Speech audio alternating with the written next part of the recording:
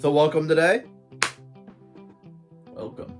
New video, background. Got Russ, Shaner64, and today we're going to do a top 10 list of best platforming games of all time of us that we like. Yeah. So we're going to start with Russ and go down the list, and we're going to do back and forth. He does 10, I do 10, 9, 9.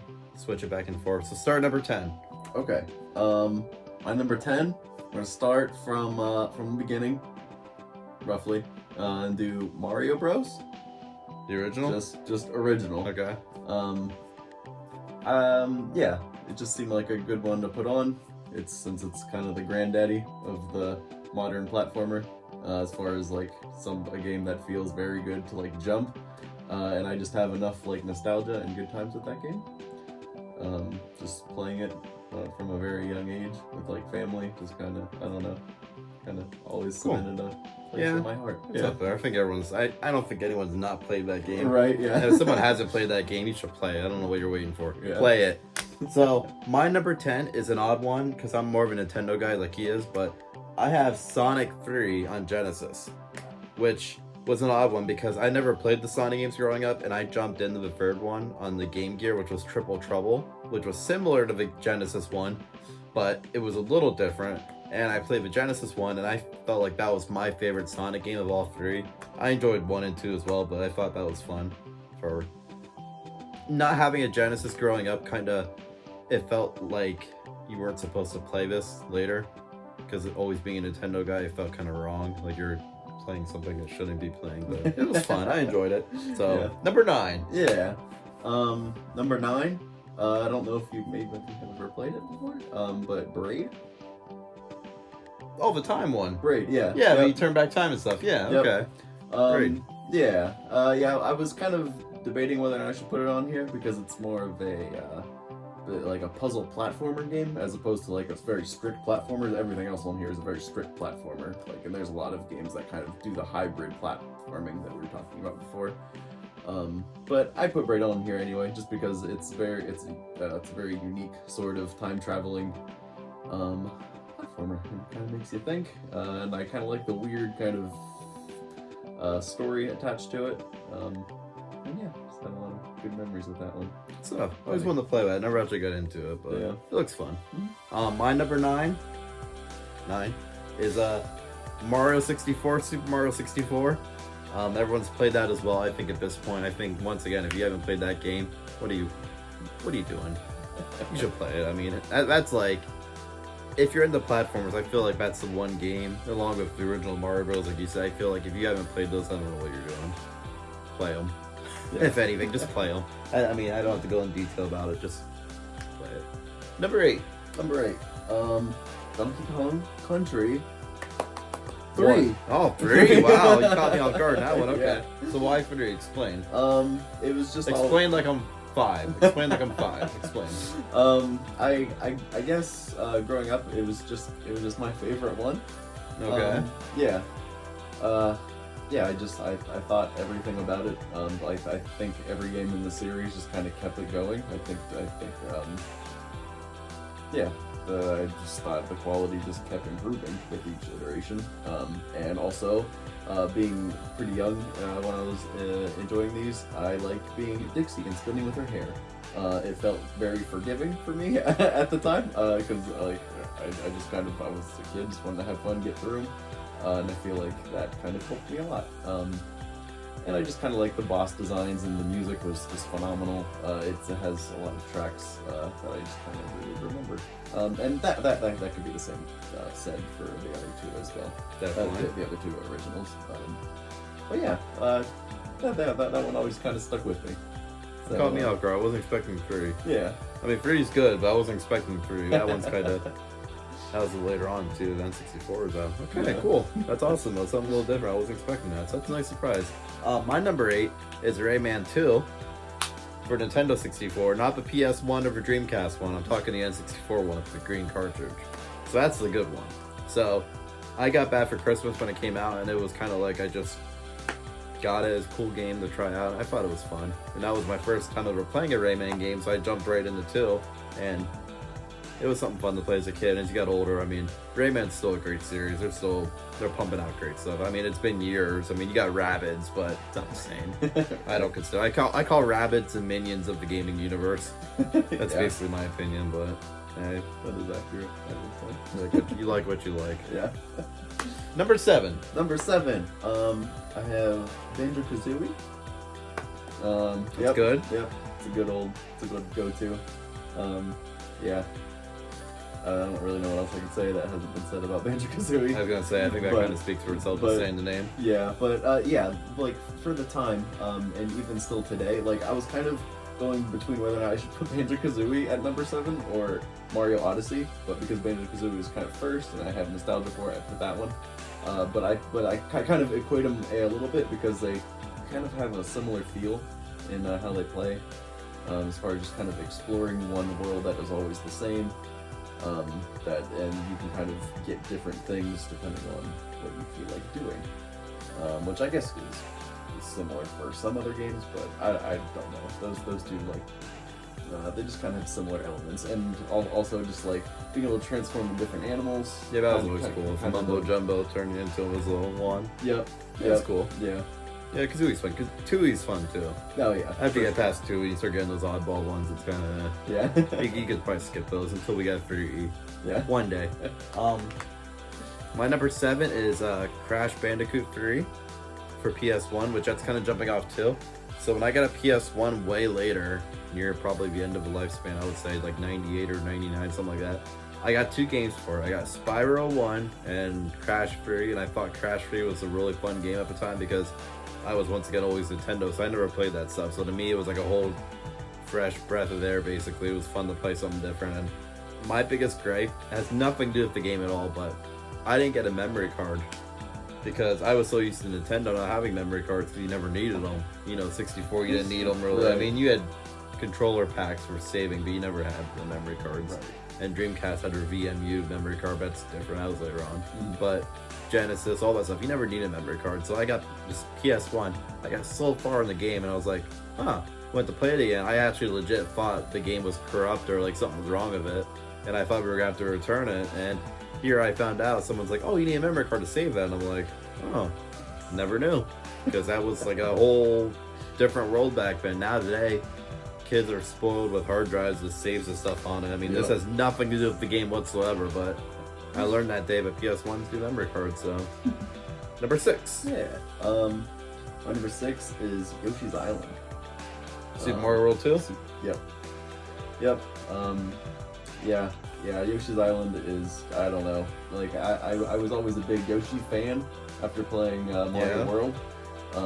Just kind of growing up, like Yoshi, like Yoshi's. I'm still a Yoshi guy. I always pick Yoshi. For all of the Mario games and all that stuff. So I just have a lot of like This is probably the one I played the most on the Super Nintendo. Really? Potentially, yeah. Between Mario World. I think it's on the Switch too, isn't it? Yoshi's Island's been released a lot. But I was just playing again the other day, and I was like, this is a really, really, really good game. Like the art style for the time. Yeah, it's really different. Yeah, like it really pushed the boundary of what people thought the Super Nintendo could even do. And I think that's really cool. And even though like the art style like shtick is kind of like Yoshi's thing now, like he goes crafty, he goes woolly, he does all this like Kirby does. Yeah, kind of became his thing, which is cool. The game holds up. It does, even with a crime beat. I think the biggest freak out of that whole game was the ending when you see the big Bowser. Yeah. In the background, I remember when you were a kid playing that game in the '90s, you're like, "What?" Yeah. Watching that, like it's kind of terrifying. Growing up and down, it's like, well, whatever. It's cool, but that's it. My number 6, I'm gonna go with Banjo-Kazooie as well. So he already said what you have to say about it. I mean, it's a great game. Can't really take away from it. Once again, that's another one I got at launch when it first came out. I think towards Christmas time, and I love that whole studio that does all the DK games, Banjo-Kazooie, Tooie, you name it, they've done it. Rare. There's nothing else to really say about them. They're a great studio. I mean, they speak for themselves. Play the games, they speak for themselves. They don't even have to talk about them. Number 5. This one is, I think, the newest one on my list. It is very specifically, Bowser's Fury. The Oh, Mario. you just did that one. Yeah, Okay. yeah, the DLC for the 3D world for the Switch. You know, Donkey loves that game. It's really good. And I'm about to tell you why. Yeah, to me, like, it's a formula that just it made the 3D platformer feel so fresh. Like I would argue almost maybe even fresher than Mario Odyssey did. Just because like how open it is. But it kind of changes the levels, but in a way that you don't really like notice like a lot when you are going backtracking to get some things that you missed or anything. It felt so good.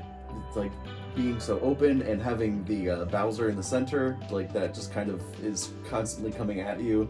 Like getting big and coming over and trying to destroy you while you're doing stuff, so you gotta like hide and do all of that. It felt so good, and I really hope that's like, I hope that formula is the direction that the next like big proper Mario is like going to go into, because it felt like a really good experiment, and yeah, I want to see more. I'm excited. Cool. Good stuff. My number 5, sticking with Mario, a little Mario on this list. A little biased, but that's okay. Super Mario World 1. Not 2. I like 2, but I put 1 on there because I was more nostalgic for that one, playing that one as a kid, and it's an art game. I mean, I feel like if any Mario game, you really don't have to go in detail because they're all great games. It's hard to find a bad Mario game unless we're talking like Mario's Missing or Mario's Time Machine. Then we start jumping into little kind of stuff that isn't traditional because it's not the same people who made this good stuff, but it's still, yeah, I guess what you like, whatever. Okay, number 4. Number 4 is Donkey Kong Country Tropical Freeze. Caught me off guard. That one's Yeah. so cool. It's still great. I mean, they're all the DK games. I'm biased on those too. But This is just, it's such a good game. Like it is outrageously like difficult at points, especially if you're trying to go for like a completionist run. It's really, really difficult. And even if you're just trying to like beat it, it's still very difficult. Same. And just having all the different Kongs in there is very fun, just to play as a bunch of different characters. And the level progression in that game is just so amazing. Like one level it's like a juice factory or like something. I don't even like, they're like squishing fruit, in the next level they're like making juice, and it's basically got the formula of the old DK countries. And that's what makes it so good, because those games are they're priceless. You can't. And I will say it is the best Donkey Kong Country on the Switch. Yeah. Very good. I'll be going because it's the only one, but it is the best one on the Switch. Yep. In case anyone else caught that. I don't know, I shouldn't have to explain it, but my number 4 is Yoshi's Story for the N64. Wow. Yep. Okay, right on. It's fun. I always thought it was neat because the way, once again, that was something it was entirely new for its time. Does it stand up today?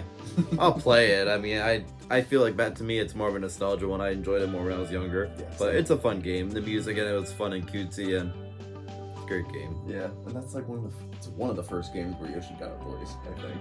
Right? Yeah, and they did like a lot of themes for Yoshi. It was kind of, I feel like it was the first game that was completely centered around him. Because you had Super Mario World 2, but that was more of like the baby Mario and Luigi and all that stuff. Yeah, I mean, they were still in it, but... Or Yoshi for the NES. Yeah, that's more a puzzle game, though. Yeah. And then you're talking Yoshi's Cookie again. Right. I feel like they just used his name on that. It had nothing. They could have put... Anybody in they could have said Goomba. Yeah. It just made a Goomba puzzle game, yeah. And it says, they used the name. Did somebody say Goomba's Cookies? Should make Goomba's Cookies. Why not? Maybe make everything else. Yeah, right. 3. Now I've got Mario World on here. The first one? Yep. Yeah, Super Mario World. Yep. The first one. Yeah. Like, I know people go between like, which one's better? Is it Super Mario 3 or is it Mario World? Which one is like the most like? I would say Mario World all day long. Yeah, same. Yeah, like I don't know if it's just because I have the most nostalgia for it, but I feel like it's just better to go back to. I could be wrong. Maybe that's just for me. I don't know. It might be an age gap thing too, because people our age, I think, say Mario World, and then you have people who are older than us, who are more in the 80s. I feel like say 3.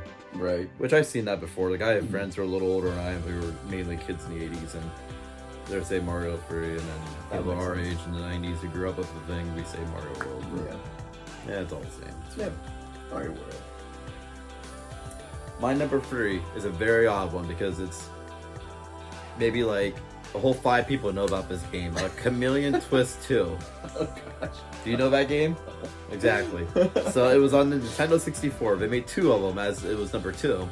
And they are both completely different. The first game was like these little chameleon guys, and like it was like a platform. Well, of course it's platforming, but like you had to use your tongue and like grip the different like platforms and like go around the levels, and it was a fun game. It was very different. I think Sunsoft did it. You remember that publisher from the 90s? We're going back like late 90s right now. They did a lot of odd stuff. And Chameleon Twist 2 was a whole different game because the chameleons look different. They almost look like Yoshi. They're like little mini Yoshis, and they stick their tongue out really far, and they grip on the things, and like you can twist and do spins, and you have a rabbit who's like basically like a little, I can't think of a name for it, almost like a magic carpet who comes around and helps you. It's very bizarre, but it's fun. And the game, I think, is kind of getting like a cult following now, because a lot more people are like looking into these games, and they've never made one since then because, once again, no one knows what it even is besides like me and maybe 5 people. But it's fun. So I mean, it's fun enough to put it in top 3. So check that out, Chameleon Twist 2. Check the first one out too. They're both great games, but 2, number 2. Yeah. Number 2, I have Super Mario 3D World. Specifically Super Mario 3D World for the Wii U.